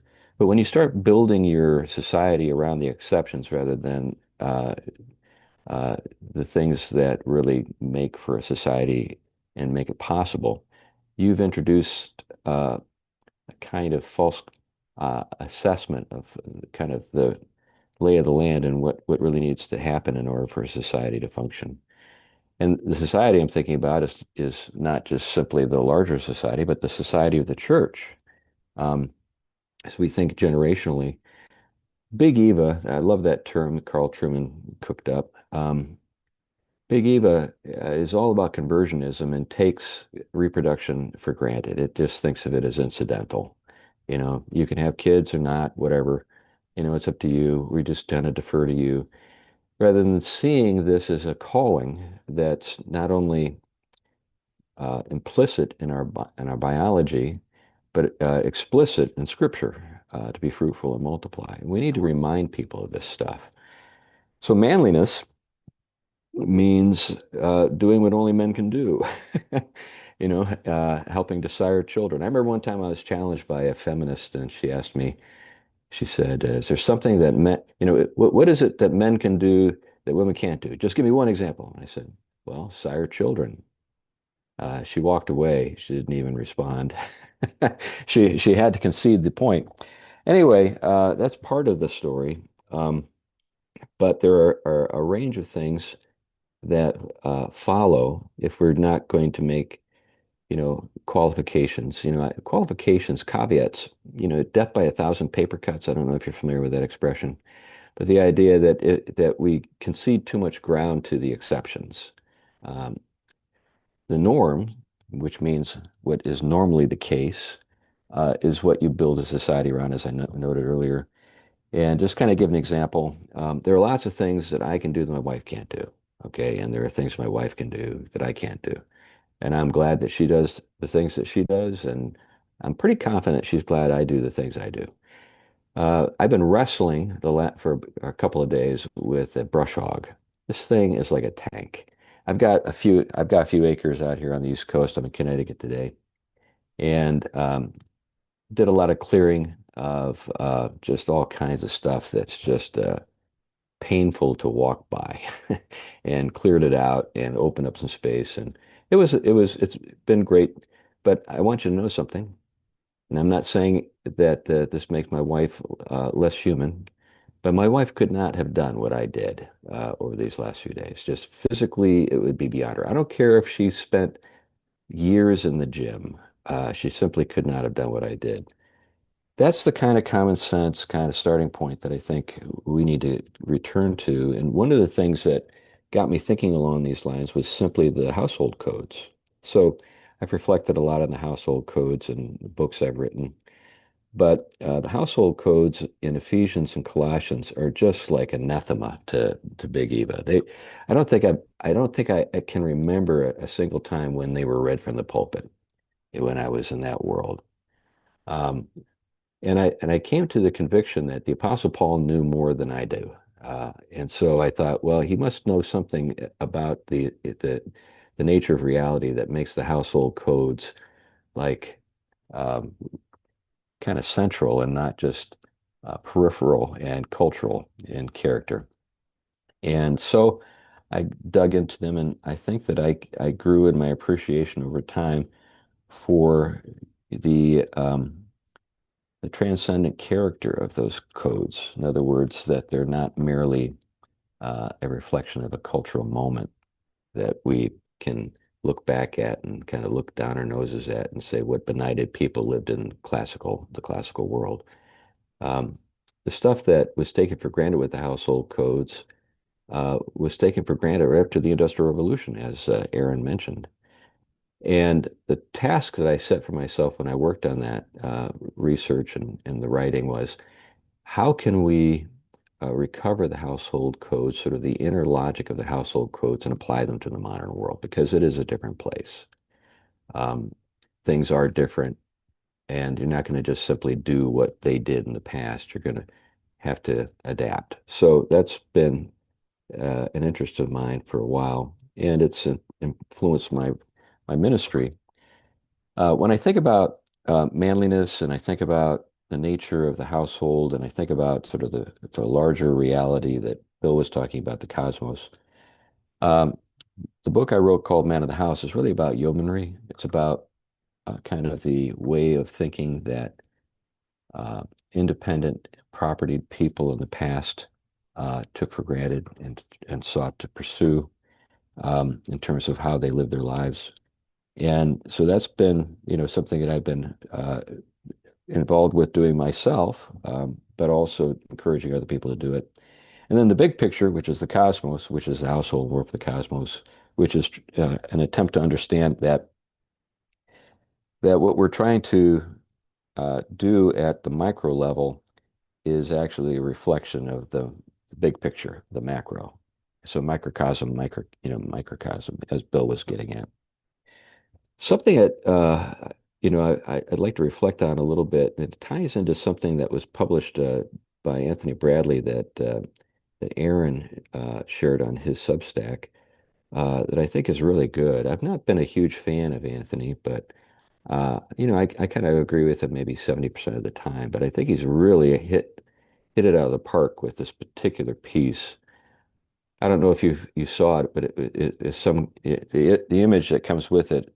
I hope it was an AI, but the image that came with it was of a guy in bubble wrap sitting in a cubicle, saying, "Look, Mom, I've got a safe, secure job, and aren't you proud?"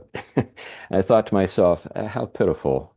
I really do think that is kind of the getting back to Big Eva and sort of the kind of the normies in the reform world that think that covenant theology is a set of abstractions to help us understand the order of salvation. I think that, that's kind of the way a lot of folks think in kind of that world. I have a term I use for PCA, but it's not limited to PCA. There's different flavors. You've got the OPC, you got the EPC. I mean, there's just all kinds of flavors of this, but it's basically the First Church of Middle Management.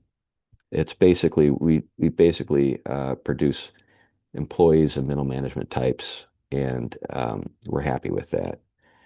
And what Anthony was getting at was the need to somehow sanctify risk and ambition, and think about those as really core matters when it comes to manliness, frankly. So if we think about manliness, we think about the word virtue. The word virtue, of course, is the root is vir, which is where we get the word virile, which is the word for manliness in antiquity. It's a Greek word for manliness. And it simply meant the ability to get things done. Let that sink in. The ability to get things done is what made you virtuous. It's what made you virile. The fact that I can sire children means I can get something done. So all of that ties together. Now, there's been a lot of reflection on the virtues, and initially, all the virtues were more or less tied to the art of combat, to the warrior class, and identifying the characteristics of a warrior that would be really important to possess if you wanted to succeed in battle. So all kinds of things were identified. And, the obvious would be courage. The obvious one would be courage, but also things like shrewdness. Like when we think of Odysseus and the Trojan horse, that was a pretty cagey move that he had concocted and persuaded people to use as a kind of Trojan horse. Anyway, but the idea is that the ability to get things done is at the core of it. And when we think about the cardinal virtues, which are four, there's temperance, justice, prudence, and courage. And as I've thought about these virtues over the years, and the fact that we need to, to really encourage young men to practice them, it seems to me that two of them are more kind of moral in character, and the other two are kind of more, I don't know, oriented toward uh, taking advantage of opportunities that come along. Let me explain. So if we think about um, moral virtues are the things that we expect of everyone. So we expect everybody to be honest. We expect everybody to show up to work on time. We don't expect everyone to put it all on the line and start a business and run a huge risk, and in the process perhaps fail to do what the person set out to do when they tried to start a business. So that's not something that we necessarily expect of everyone, but we need more and more people who can do something like that if we're going to be a healthy and a prosperous society. Getting back to the cardinal virtues, I think temperance is something that we really try to drill into the heads of our boys, and we should. It's a really good thing for our boys to learn self-control. Another thing we want is justice. So when I'm referring to justice, I'm thinking about things like doing what you say you're going to do, keeping your word, showing up for work on time, being honest, those sorts of things. And those make you a tremendous employee, make you very employable, right? And we have a lot of people who are frustrated because they wonder why they can't get ahead when they're playing by the rules all the time. They're doing the right thing. By the way, I forgot to start my timer. So CJ, wave me down if I've gone too far. Just say, "Shut up, Wiley," and you're done, and I will cease. But anyway, um, when it comes to what Anthony was getting at, the ability to take risk, ambition, uh, do we talk about ambition with our young men? And do we tell them that it's not just simply permissible under certain circumstances, but we expect it, that we really want to see it. And if they're not ambitious, there's a problem. Um, they ought to be ambitious. Now, there's a difference between ambition and avarice. Uh, so we're not talking about necessarily greed or covetousness, but the ability to see an opportunity and have the courage to act. That's, I think, a manly virtue. That's manliness, ability to get something done.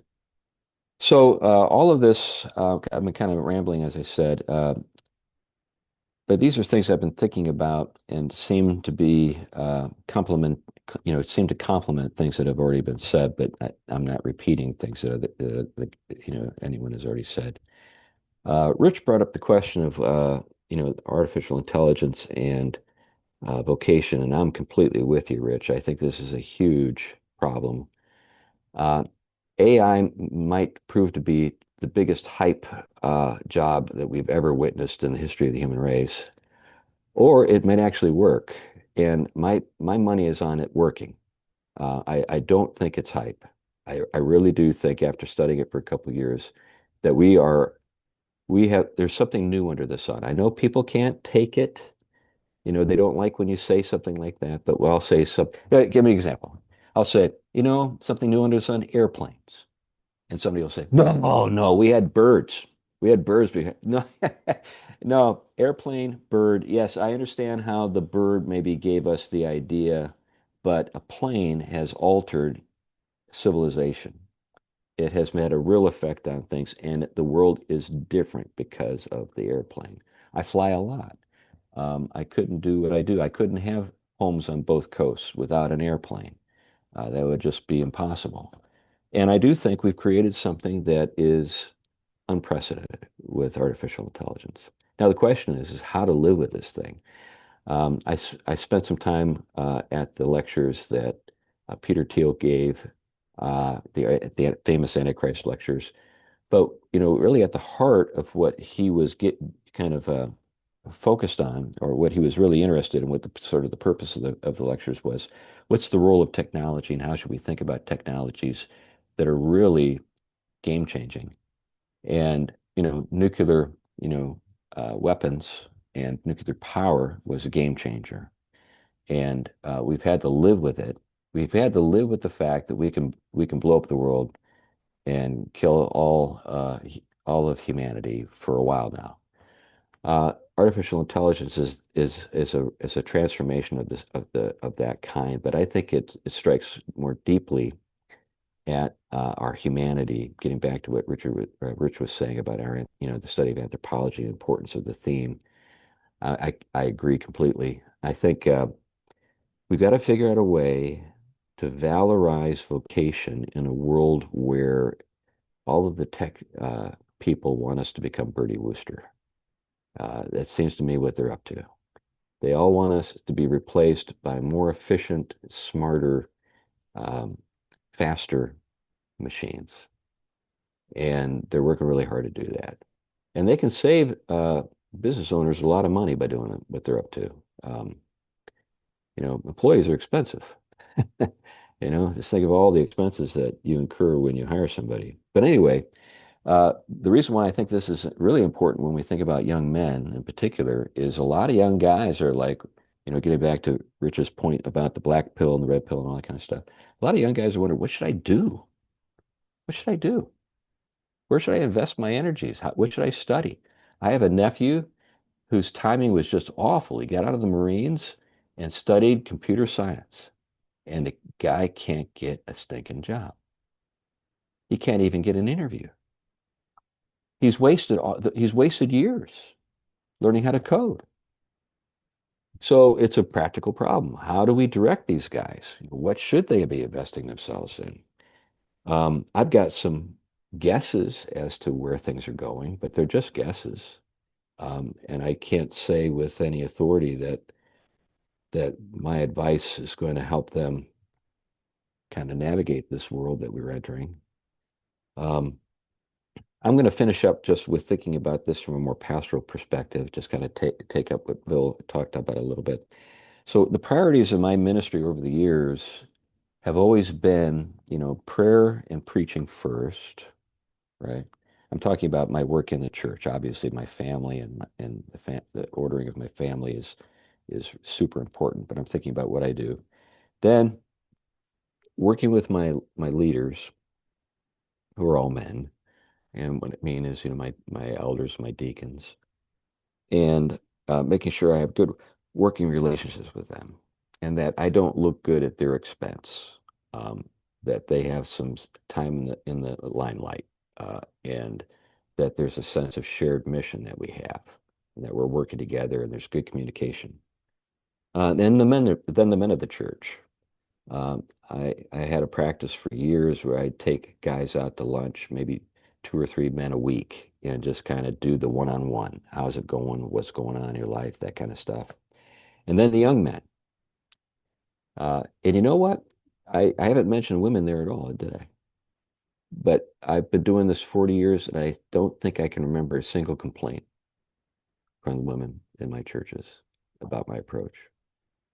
Anyway, that's all I got to have to say. I guess I didn't fill up the allotted time, but it's just as well, since probably we're all tired. Pastor C.R. Wiley, thank you for your contribution. We've headed off in a number of different direction, a number of threads to pull on, and to do that work, I've asked Dr. David Talcott to take us through the next 30 minutes of our time together and lead us in a time of discussion. Dr. Talcott, take it away. Thank you, CJ. Appreciate that. Thank you to all the panelists and presenters. It was very thought-provoking. I think probably everybody who's listening has a range of provoked thoughts as a result of the talk. So I've got a few questions here that I've jotted down listening, and I'll throw them out to you all, and anyone who wants to jump on it can just try to jump on it here. Maybe the first one, a terminology question. C.R. Wiley sort of started his talk on this terminology question of manliness versus masculinity. I'm wondering what the other panelists think. Should we go with manliness, or should we go with masculinity, or something else? Is there a strength or weakness to one of those options?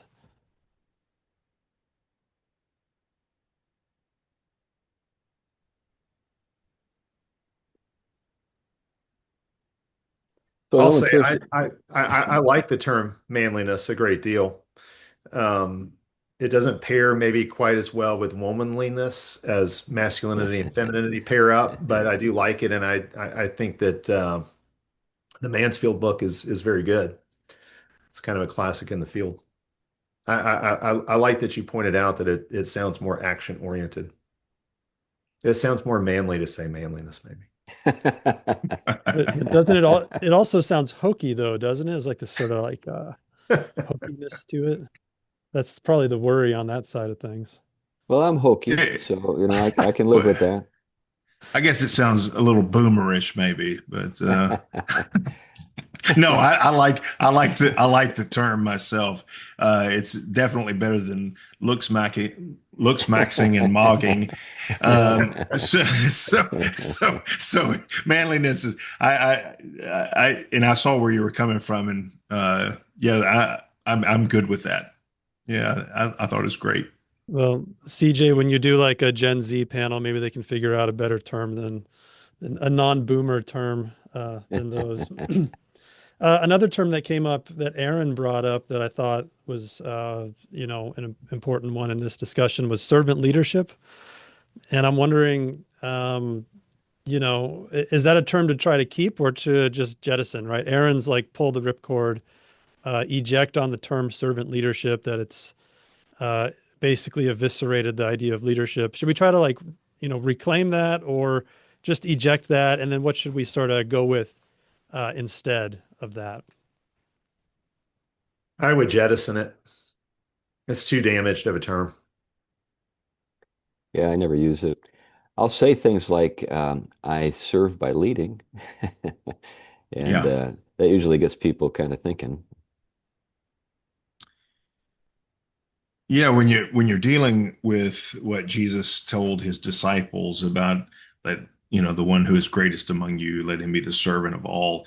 Uh, the term in itself, but the question is there ever a term in itself? Because it's always contextualized by its usage. And as Rich was saying, I think the term has been too damaged in our culture to or the phrase has been too damaged in our culture to continue using it because it's already packed with so much stuff and so many assumptions. So at least at this time, um, I like what Chris just said, and I've used that myself. Is that yes, I do serve by leading, and I do think that if you examine the Gospels as you go through the Gospels and you see the leadership that Jesus uh, provided, especially his disciples, but everybody, of course, that's exactly what you see. You see uh, someone who has a very focused mission, who is willing to let people go to um, to complete the mission. If they want to join him, then they can join him. But if they don't, that's fine. He does not capitulate at all to anyone. He serves them by completing his mission, by leading them. And so that's where the baggage has become just too much to it's just been filled with too much to save at this point, I think. Yeah. Well, and as Aaron pointed out, it's a novel term. It has no history in the Christian tradition. It didn't arise from within the church. We're not under any obligation to hang on to it. Yeah. Okay. Jettison that, cross that off. No servant leadership. A term that also came up in a couple talks, an idea that a number of you mentioned was ambition and how that seems key to masculinity or manliness. C.R. Wiley said that in the church, we need to find a way to sanctify risk and ambition. And I think, Rich, I think you use the phrase holy ambition. So like selfishness versus holy ambition. Um, and I think what Aaron was saying about these qualities that are actually attractive seems like ambition, like finding a way to foster the right kind of ambition and to sanctify it, to have it be the good kind, is like a crucial task for us as we try to help young men with what they're doing. I don't know if anybody wanted to like build on that idea of ambition or offer suggestions for how we can do that. And maybe even suggestions on how to avoid some collateral damage as we do that, where there's, when you launch something really hard, it can hit the wrong thing. And so if there's any advice on how to go about that side of the story too, perhaps.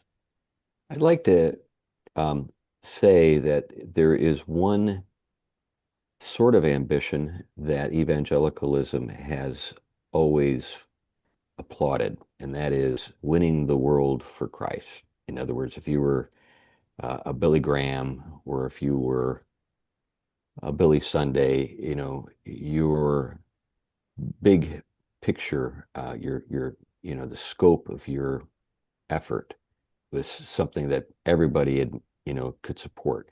I'm thinking about something more mundane, like starting a world-class company, as being an ambition that would be a thing that we should be pleased to see in a young man, or to run for political office. Now, maybe that's coming around. I don't think that maybe that's as much off the table as it maybe was in the past. But if you get my drift, I'm thinking about vocation more broadly speaking than just being a sort of a world class evangelist. I'll chime in here.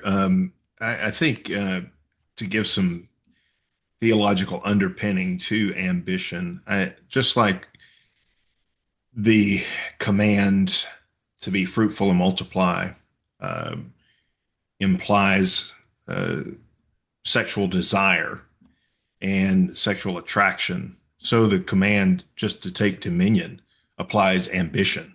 You have to be willing to go out.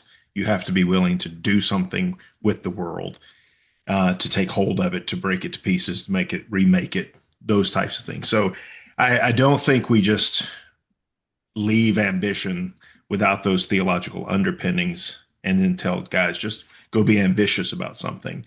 You ground it in that and say, God's called you. This is a calling to take dominion, and go out and take the risk. Go out and do something, act upon the world, put your dent upon the world, so to speak. So I think it can be encouraged that way and keep it within godly parameters. But they need to have drive. Young men need to have drive to do what God's called them to do. Yeah, I think that's really good. I would agree with grounding it in the creation mandate, which is a very ambitious project that God has given to us. And obviously, all legitimate work flows out of that creation mandate, and men should be very ambitious to extend their dominion over the creation in lawful ways. So it's interesting, I think a lot of people note that Paul talks about selfish ambition. I think maybe James does as well, but Paul in Philippians 1 and 2 mentions selfish ambition. And so people just assume, well, all ambition must be selfish. But the fact that he modifies it by calling it selfish means there are other kinds of ambition. And that's why I'll refer to godly ambition or holy ambition. I think actually Paul says in 1 Timothy 3, says if a man is ambitious to be a bishop or an overseer, and that's a holy ambition. In Romans 15, Paul talks about his own ambition to take the gospel to new places. So I think ambition is very much tied into what it means to be manly, what it means to be masculine. Because a man has to have a mission that drives his life. He's got to have some kind of purpose. And he's got to be ambitious about the fulfillment of that mission or that purpose. Yeah. I think this ties in nicely with Aaron's observations about attraction. Yeah, basically, a guy who has no ambition is not very attractive to a woman. A guy that's got ambition and also has gifts and has developed competencies to make it believable that he's actually got a chance to do what he says he wants to do. That's very attractive. When I was working with my boys, talking to them about girls, they're married now, and each of my boys have 3 kids. I said, you want to think about it like this. You're on a motorcycle, you see a girl you like, and you drive up to her and say, hey, babe, I'm going somewhere fun. You want to come? And if she doesn't want to get on the bike, fine, you just move on. But that's the framework. I'm going somewhere great, and I'd like to have you come along with me. That's very attractive. Yeah, that's great. There you go. There's your soundbite for the young men, CJ. Get a motorcycle. No, don't do that. Okay, good. A question maybe for Aaron, to kind of move things in a little different direction here. I know Aaron's seen this, but there was a Gallup poll that came out this week about how important people say religion is in their life. And as Aaron noted in his talk, there's declining religiosity. I think we're all kind of aware of that. When you look at the chart of how important people say religion is in their life, it's downhill, right? It's going down overall. And then the interesting thing that Gallup released this week is that there's a blip. And the blip is in the young men, ages 18 to 29.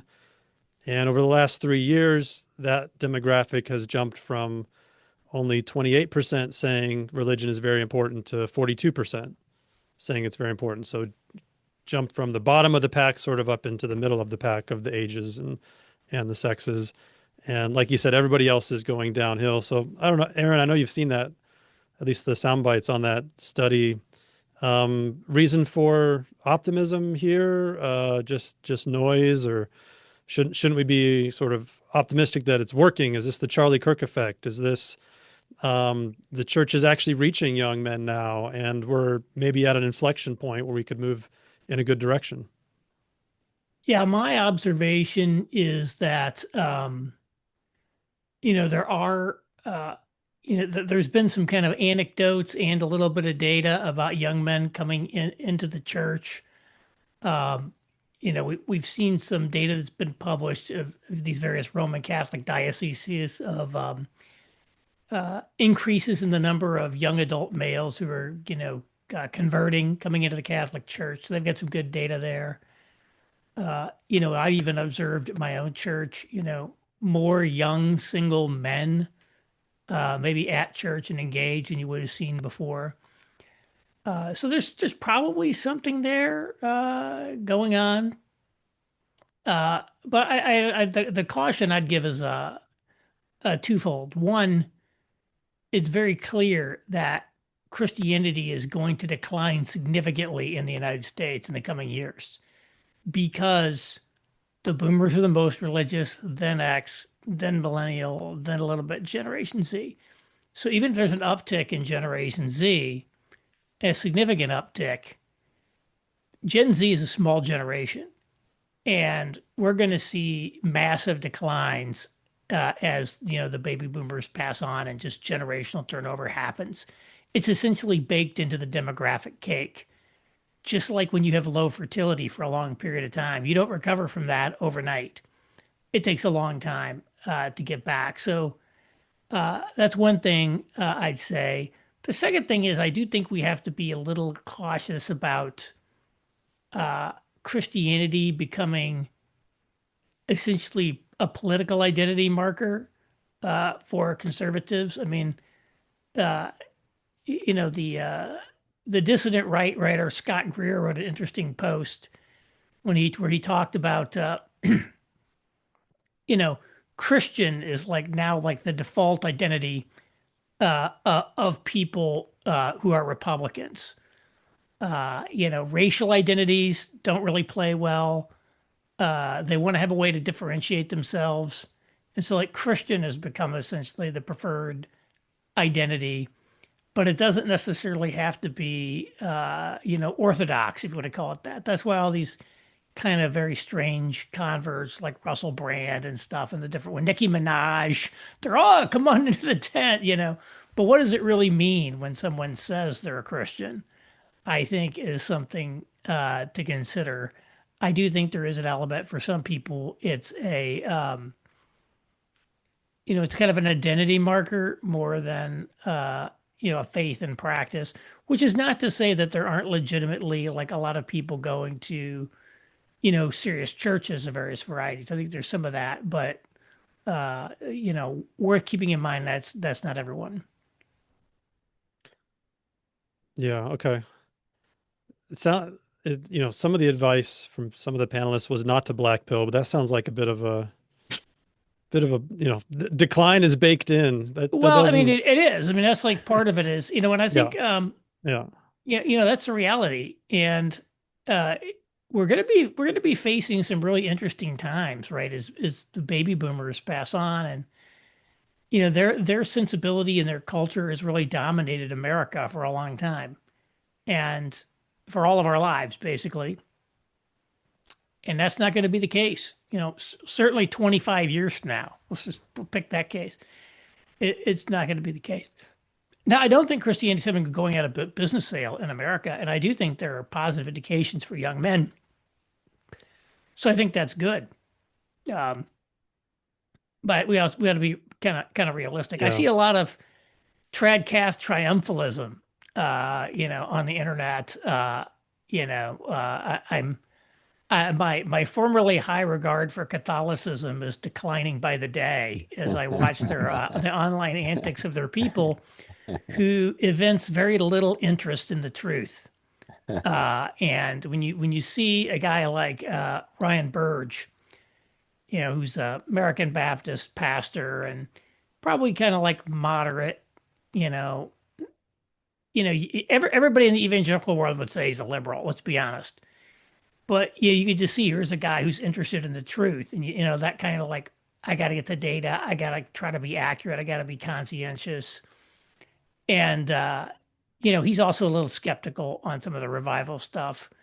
But I think it's one thing I will say, the plug for Protestantism. I don't think we're immune from all the trends, but I do sense more serious pursuit of truth among the Protestants than I do among these Catholics who are very just kind of propagandistic, to be blunt. And so I think we got to apply the little discount to a lot of the rhetoric we see, most of which is coming from Catholics right now. Just going to what Aaron was talking about, just recently the latest birth rates came out, the statistics came out, and we are at the lowest point that we've ever been in our country on birth rates. And so the reality is you just don't have the population. And that's not necessarily, I don't think, a black pill thing. I think that is one of those challenges, especially for young men and especially men going into the pastorate, need to face and say, okay, this is the reality. This is the challenge that we have. I'm not going to black pill. This is what God's put into our hands. This is what God has called us to. And so this is what we do. This is the situations we face, and we got to find ways to disciple this nation, disciple the people who are here. I do think that part of manliness is facing those realities and not avoiding or living in a Pollyanna world. Rose-colored glasses, using all the metaphors here.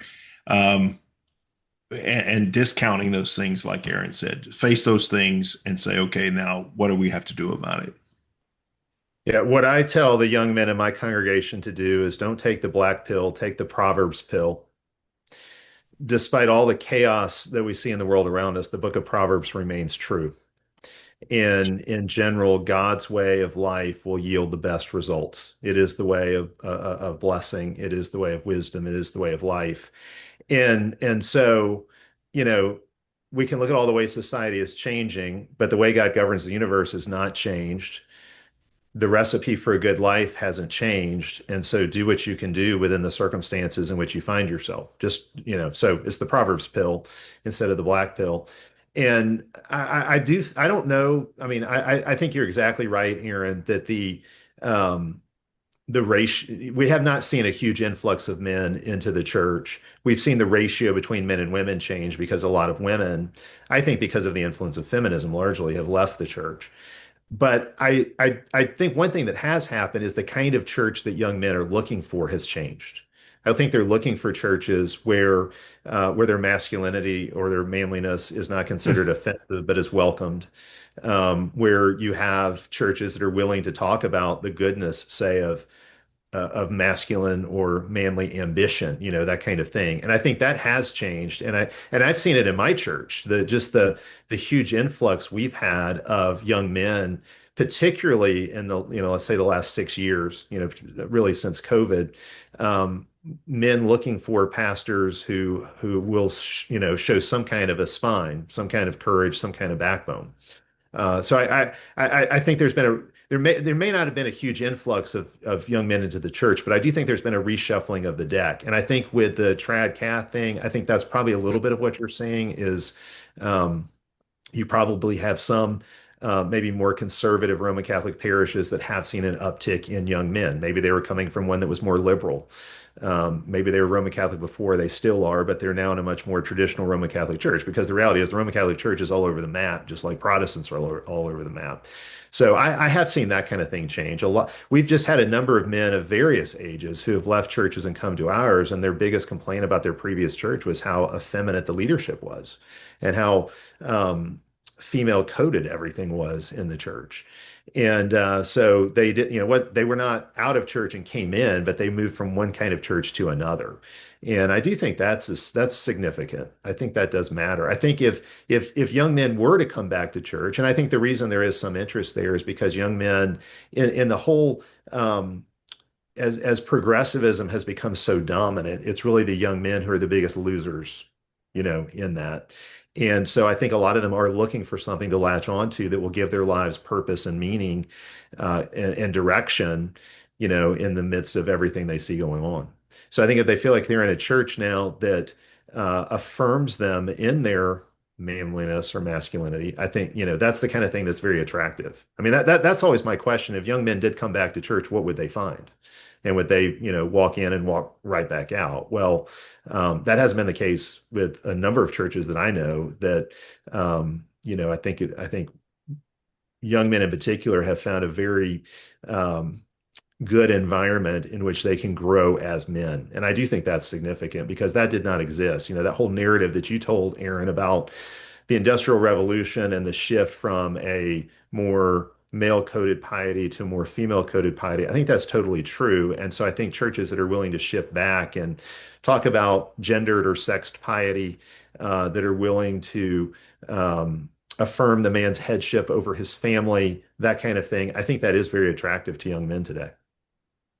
I have a kind of a illuminating anecdote that relates to this. When my book Man of the House came out, it caught a little bit of attention on the alt-right, and I was contacted by a guy named Julian Langnes, and he had written a book entitled Fist Fights with Muslims in Europe. That kind of tells you where he's kind of coming from. But he was actually an Obama delegate back in 2008. His parents both taught anthropology at USC, and he was, a liberal. What red pilled him was traveling the world and seeing kind of the hellholes that much of the world, actually is or are, and coming back to the States and feeling a sense of crisis in terms of the trends in our society. And as he had me on his podcast, and as we talked, I probed him a little bit about going to church. And he just kind of was very dismissive. He said, there's absolutely nothing that appeals to me about any of the churches around the place I find myself where I'm living. So this was a guy that was, ripe for the picking. I don't know where he is today. I haven't spoken to him in years. But he was a big guy, too. He played football, college ball. So he was a physical specimen. And I thought a decent guy. Well, maybe one more question as we move towards the end of our time here. In thinking about all the various breakdowns in the church and society and so forth, Rich mentioned that kind of the standard script for dating and marriage has been destroyed, sort of the normal pathways that used to exist for helping men and women get together into healthy marriages, has been destroyed. Obviously, the fertility rate that Bill Smith brought up reinforces that. The marriage rate shows the same thing. Any practical, pieces of advice or steps or things, practical things for ministers and future ministers to think about in terms of, cultivating a new script, finding a way that churches can help provide a realistic, viable, doable script for young men, particularly, but also young women who are caught up in the same problem. Yeah, I'll Well, I just think say I'll say one thing about that. I think if we're honest, the single biggest problem facing young men today is young women. And I think unless the church is willing, and I mean, I don't mean that in an insulting way, but I just mean that is the issue. And I think it's as important as it is for the church to recover teaching men what it means to be a man. The church has also got to teach women what it means to be a woman. And I think and again, that's why I made that point about how many pastors are afraid to actually teach women and point out the characteristic sins of women and to oppose the very dominant feminist cultural narrative. That's something churches have to do. If we're actually going to rebuild marriage and family life, get those marriage rates back to a normal range, get birth rates hopefully back to a somewhat normal range, that's the only way you're going to do it. You can't fix one sex without the other. And really, there's a lot of attention given to the crisis that young men are in, but young women are in an equally big, or maybe in some ways even bigger crisis. Yeah, I think with regard to what Rich has brought up, I would say the work that we need to perform with women is the work of disillusionment. It's a different kind of work. We need to help women see that the people that they think made it are miserable. Right across the street from me here in Connecticut, there's a woman who's a retired mid-level manager in some, I don't know, multinational corporation. She's very comfortable, very lonely. I don't think she has any family. And I think maybe the family that she has is the dog. I mean, she has all of the physical, sort of things that would make your life comfortable, house, money, all that kind of stuff. And what you need to do is these gals to say, is that what you're looking for? Is that what you want? Really? Are you serious? Now with the guys, I think it's, we need to do some coaching.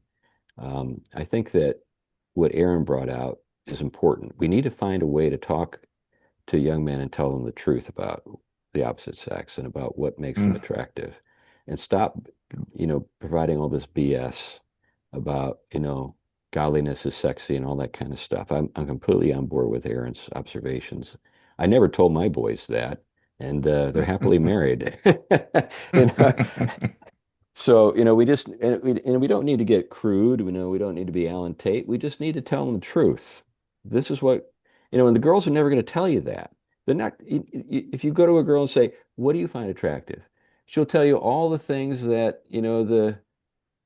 the egalitarian pastor says, but then she's going to do something different. I always told my sons, don't listen to what she says, watch what she does. That's the truth. Yeah, and I would agree. I would agree with both Rich and Chris there. The disillusionment also comes with the social media and the fact that they get pumped up and they think they deserve a man much greater than they deserve. And so you do have to bring that down to reality. There is a disillusionment, or I think it's called a disillusionment calculator on on the internet somewhere that you can plug in the numbers that they want, all that. But then also, I think as Chris referred to with his sons, and what I did with my 4 sons as well, is that you teach them to be a desirable man. You looks matching, Bill. Looks matching. Yeah. That's part of it. Character matching. You gotta mog every guy in the room. But you do have to. they have to be the attractive male. They have to be the man on the mission, the man on the motorcycle that's going somewhere. And when they're that, it is amazing how many even feminists can convert when they see a real guy. There's a lot of other stuff to that, but I know we're about time. So yeah, I'll just say one thing real quickly that fits with both of what both of you were saying. The way I've put it is men have been lied about, women have been lied to. We've lied about men saying they've always been the oppressors, and we've lied to women telling them you can have it all, or the kind of man they think they deserve, or whatever it may be. And I would say one of the best services that a man entering pastoral ministry can do for his people, young people in his congregation today, is unravel those lies for both sexes. Right. That's great. Thank you so much, men. CJ, I think we're at time, so I'll turn it back to you. Yes, thank you so much to each of our panelists, Rich Lusk, Bill Smith, Aaron Renn, C.R. Wiley, and thank you for David Talcott for moderating our discussion over this past half hour. On behalf of Reformed Evangelical Seminary, we're grateful for your time tonight, as well as your writings and speaking that have been a blessing to all of us. Thank you for your presence tonight, for all who tuned in. I hope this was useful to you, and I look forward to continuing the conversation as the days and weeks roll ahead. So thank you for your participation tonight. Go in peace to you all, under the blessing of God. Thank you. Thank you. Good to be with you. Good to be with you.